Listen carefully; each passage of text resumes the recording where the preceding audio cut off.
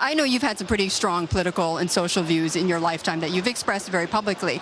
This, though, has become this hot-button issue. Why step out so much in the public this time around on this? Well, it isn't to have the rich pay more taxes. It's to have the ultra-rich who are paying very low tax rates pay more taxes. Now, there's all kinds of ultra-rich who pay normal taxes, but there's a small segment, but you can find them very easily, who pay very low taxes, including me.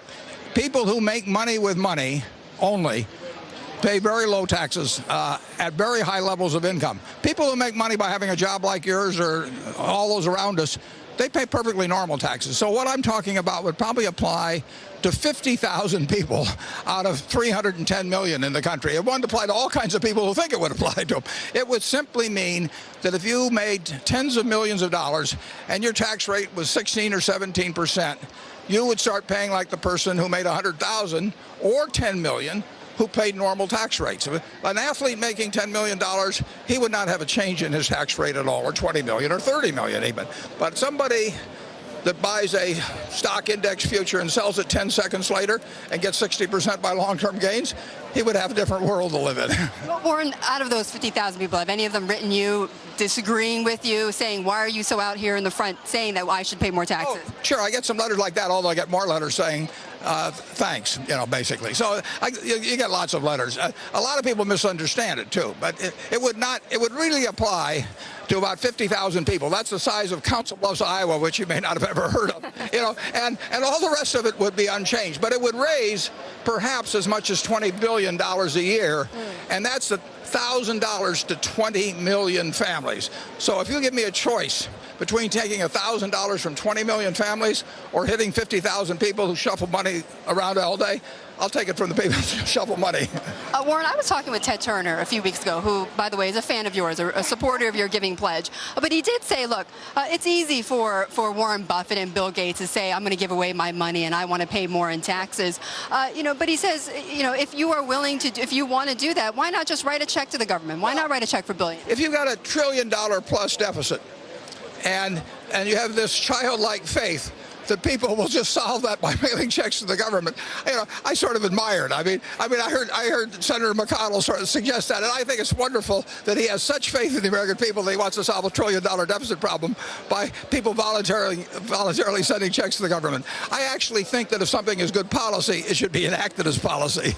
Warren, have you ever thought, being that you are a large proponent of this, have you ever thought, why not? Why not I write a check to the government for several $billion just to prove that I can, or to underscore a point? Well, I would say this: if there would be a group of ultra-rich people, your boss Mike Bloomberg, Dow Jones's boss Rupert Murdoch, if they want to take that on as a program, I'll join with them. You will. Okay. Well, we have that right here then. Absolutely. We will ask them. It's a first on Bloomberg. Warren, I want to just quote you something that Governor Rick Perry had said, of course, one of the Republican presidential candidates. And I'm sure, you're quite familiar with the criticism that's come out on this millionaire's tax. He says, quote... It isn't a millionaire's tax. A millionaire's tax. No, but it is not a millionaire's tax. It's a tax on ultra-rich incomes. Right, that's yours. With low rates. That's yours, but President Obama's version is taxing those who make $1 million or more. But Governor Perry says this, quote, Warren Buffett doesn't know what's going on in the places where job creation is at zero. What do you say to that? Well, I think it's a real problem in society, but it will not be hurt in the least by taking people that are making... The top 400 taxpayers in 2009 averaged $227 million of income per person. They paid 21% raise on average. Now, some of them paid 35% raise, but that means a lot of them paid 15% or less. The economy will not be hurt at all by taxing those who paid very low rates a higher rate. Creating jobs, we have billions of cash at Berkshire that we're looking to put out to satisfy demands of customers, and that creates jobs. Kathy has added a few jobs, not very many, but her business has expanded. So jobs are created by demand, and the capital to support demand is huge. There's $1 trillion plus at the Federal Reserve left by banks earning 0.25%. They don't want to leave it there. They want to push it out into businesses that need it. But right now, well, there has been some increase in need, but it isn't galloping.